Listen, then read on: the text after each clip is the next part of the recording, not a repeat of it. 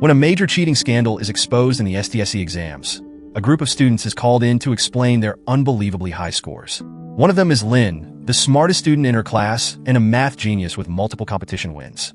Lynn's mother left after a divorce, so now it's just her and her father, who earns a modest salary as a teacher. Her story begins when her dad tries to enroll her in a prestigious school.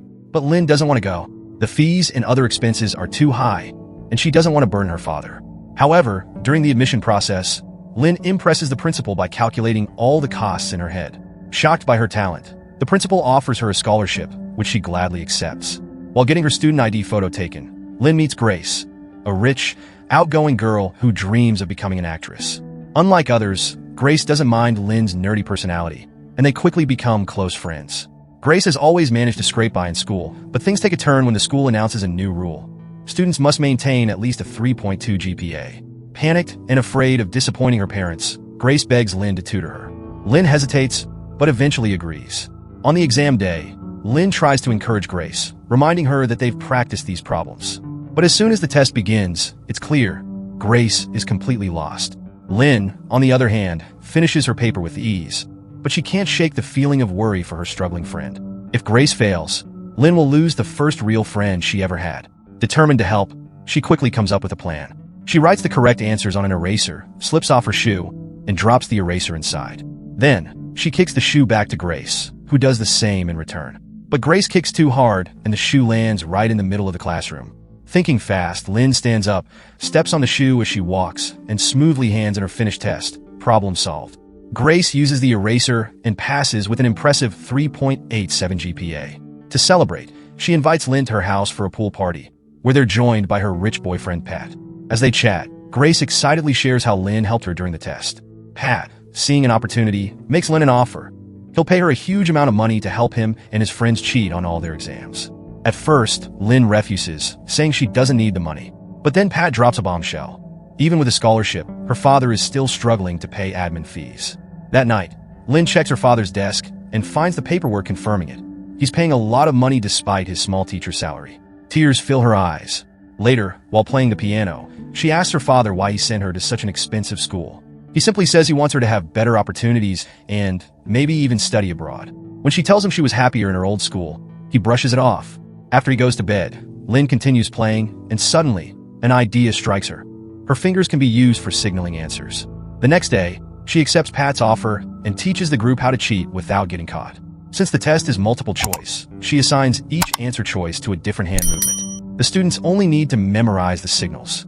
To avoid suspicion, they disguise their practice sessions as piano lessons, making everything look perfectly legal. From then on, cheating becomes a full-fledged operation. During exams, Lynn subtly moves her hands on the desk, and her classmates simply watch and copy. The teachers suspect nothing, and everyone gets top grades. Soon, word spreads, and more students start paying for the answers. The business grows fast. Lynn has created the perfect cheating system. Lynn uses the money she earns to help out at home, and even buys her father a nice new shirt. Even though everyone is passing their classes now, Lynn is still the smartest student. The second best is Bank, a true genius who knows nothing about cheating. Like Lynn, he comes from a poor family and attends school on a scholarship. His mother struggles to pay his admin fees with her small earnings from a laundromat. Bank has an incredible memory. He can even recite pi with ease, but he has zero tolerance for cheating. Lynn and Bank aren't exactly friends, but since they're always paired together for math competitions, they work well as a team. Thanks to their combined efforts, they win every competition, including the prestigious Teen Genius contest. Afterward, the principal calls them in with exciting news. There's a scholarship abroad they can apply for, but there's only one spot. This means they're now rivals. Bank feels the pressure. At home, he sees his aging mother struggling to wash clothes by hand because their washing machine broke. Instead of studying, he helps her. One day, a classmate named Tong approaches Bank with an offer, money in exchange for help during the exam. The piano code questions are too hard for him, but Bank refuses. He won't take dirty money. During the exam, Lynn continues using her usual hand signals to help others cheat. But Tong, who didn't memorize them properly, keeps glancing at her paper. Bank, suspecting that Tong might try to cheat, watches him closely. When he finishes his own test, he walks past Lynn's desk and pretends to trip, slipping her a note that warns Tong is trying to cheat. Lynn acts grateful, playing along. Bank then hands in his test and tells the teacher about Tong's cheating attempt. But the teacher doesn't care. The test has two different versions, Set A and Set B, so, in theory, cheating is impossible. Realizing this, Lynn and her paying classmates quickly come up with a plan. They use subtle hand signals to figure out who has which version of the test. Since Lynn has set A, she signals the answers for that first. The cheating continues smoothly, right under the teacher's nose. While the other students surround the teacher to distract him, Lynn quickly swaps her test paper with Tong, who has a different version of the exam. She races through the answers and secretly signals them to Tong's group. Time is running out, and the teacher approaches to collect the papers. They pretend not to notice him and, just in time, manage to fill in all the answers before he reaches their desks. After the test, everyone thinks they've gotten away with it, until Lynn and Tong are suddenly called to the principal's office. Bank has told the principal about Tong's cheating. They try to deny it, but when the papers are checked, it's clear that Lynn's and Tong's have been switched. Lynn's father is called in for a special meeting. The principal announces that since it's her first offense and she's a top student, she won't be expelled, but she will lose her scholarship.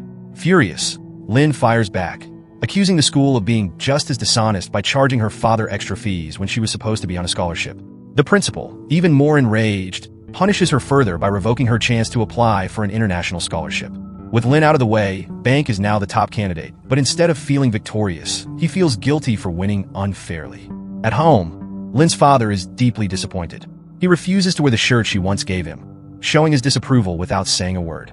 Meanwhile, Grace visits her boyfriend Pat's house for dinner. His parents believe she's the reason Pat's grades have improved and encourage her to take the STIC exam with him, so they can both study at Boston University. They even offer to cover all expenses. Desperate, Grace turns to Lynn for help. At first, Lynn refuses. She doesn't want to risk everything again. But Grace pleads with her, reminding her of their friendship and offering a much bigger payment than before. Lynn finally agrees. As she leaves the building, she studies the strict test rules, realizing that there's no way to cheat this time. Disheartened, she begins writing an apology note. But then, she overhears a man talking to someone overseas and notices clocks on the wall showing different time zones. Suddenly, a brilliant idea strikes her. The next day, she shares her plan with Grace and Pat. They're going to outsmart the system by using time zones. Since the exam is the same worldwide, Lynn comes up with a risky plan. She'll take the test in Australia, where it happens 4 hours earlier. Then, she'll send the answers back to Thailand and sell them to anyone willing to pay. Grace and Pat's job? Find enough clients to cover all the expenses. If everything goes smoothly, Lynn can also afford to go to Boston University. But there's a problem. To pull this off, Lynn has to memorize the entire test. Normally, she's great at memorization, if she has enough time. But since she'll only get a few minutes after finishing the exam, she can only remember half. The only other person smart enough to memorize the rest is Bank. But asking him is out of the question. He despises cheating. The night before the scholarship test, Bank is out making laundry deliveries on his scooter. On his way home, 2 thugs corner him, accusing him of scratching their car. Before he can react, they beat him up and dump his unconscious body in a landfill. When he wakes up the next morning, he's horrified. He's missed his chance to take the exam. Back at school, Lynn hears what happened and visits Bank. She offers him a chance to join their scheme, promising good money. Bank refuses at first, until Lynn makes him see the bigger picture. The system has always cheated poor students like them. Why not cheat back? With Bank on board, the plan is set. He and Lynn will take the test in Australia. They'll hide phones in the exam building's toilets. During breaks, they'll sneak off, send the answers to Grace and Pat in Thailand, and for the last section, where there's no break, they'll fake being sick. Grace and Pat will then print the answers as barcodes on pencil stickers. These pencils will be delivered to paying students right before their flights. To attract even more clients, Pat pulls off a Steve Jobs-style presentation, bringing in millions.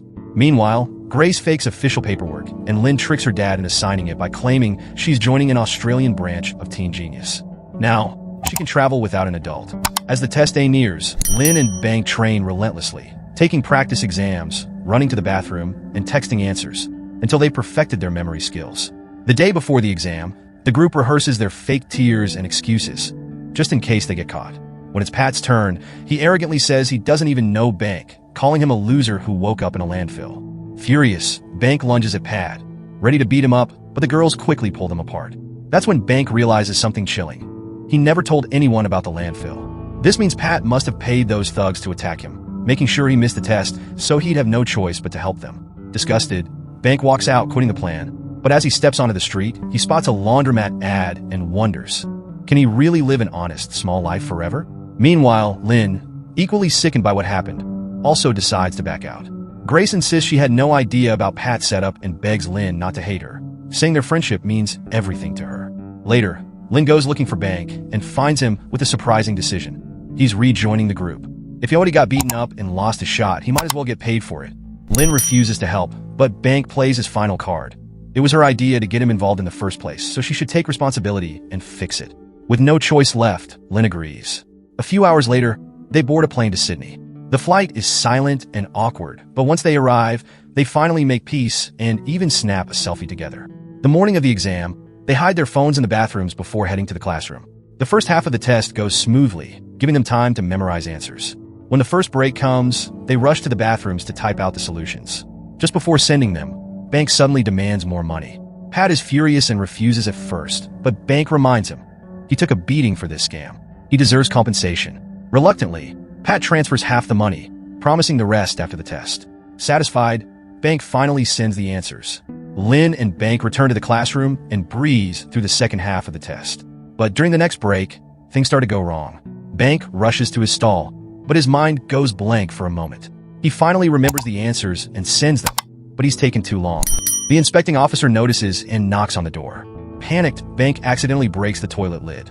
Desperate, he tries to flush his phone, but it won't go down. He gets caught. Meanwhile, Lin has to wait in line before getting into a stall. She quickly sends all the answers but also takes too long, drawing suspicion. Thinking fast, she hides her phone in her shoe and walks out without getting caught. But outside, she sees Bank being scolded, and worse, officers are searching all the students. She quickly hides her phone inside a water cooler before heading back to class. Bank never returns, leaving Lin to do the last part alone. Doubt creeps in. Can she really memorize all this? Then, her hands move instinctively, like playing a song on a piano. She realizes she can do it, but time is running out. To buy herself more time, she shoves a pencil down her throat and pretends to throw up. Using the excuse of being sick, she rushes out, grabs her phone, and sneaks out of the building, dodging officers. But security cameras catch her suspicious movements. Officers start chasing her. She sprints into the subway station, typing the answers as she runs. Suddenly, someone bumps into her, and her phone crashes to the ground. The screen shatters. Panic sets in, but she keeps pressing frantically until, finally, the answers are sent. The delay costs her. She misses her train, and the officer catches her, ordering her to come in for questioning. Thinking quickly, Lin slips the phone into a stranger's bag before following him. Meanwhile, Pat and Grace are printing the answers when Lin's dad unexpectedly shows up. He's worried. Lin isn't answering her phone, and he found this address on some paperwork. Suspicious, he demands to know what's going on. Pat and Grace scramble to cover for her. They lie, saying Lin and Bank are a couple who went on a trip together, afraid Lin's dad wouldn't approve. The excuse works. Satisfied, her dad leaves, and the duo finishes printing just in time. The pencils, loaded with the answers, are sent to the students. Lin is called in for questioning and sees Bank giving a statement. He secretly signals her to stay out of it. He's lying to protect everyone. Fighting back tears, Lin erases the photo they took together. At home, Grace and Pat show up, inviting her to a party to celebrate their success. But Lin refuses. She feels awful. Her test scores are canceled, and Bank is suspended. She tells them she won't help anymore, reminding them that university exams aren't multiple choice anyway. Then, she calls her dad to pick her up. When he asks about her boyfriend, she breaks down and confesses everything. This confession gets her expelled. Later, she leaves the group chat, ignoring Grace's desperate messages. The victory feels hollow. She's lost a friend, and none of it seems worth it anymore. Trying to move on, Lin applies to a local university to study education. But during the interview, the officer reminds her that teachers must set a good moral example. Guilt crashes over her again. Afterward, she gets a text from Bank asking her to come over. When she arrives, she sees he's used the money to upgrade the laundromat. He reveals his new plan, helping even more students cheat, but this time with a safer system and a bigger client base. Lin refuses, but then Bank turns cold. He threatens to expose everything. Lin stands her ground. She's already made her choice. Later, she walks into the SDSC organization, remembering her father's encouragement. Taking a deep breath, she confesses everything. And the movie ends here. Thank you for watching, and please subscribe to the channel for more videos.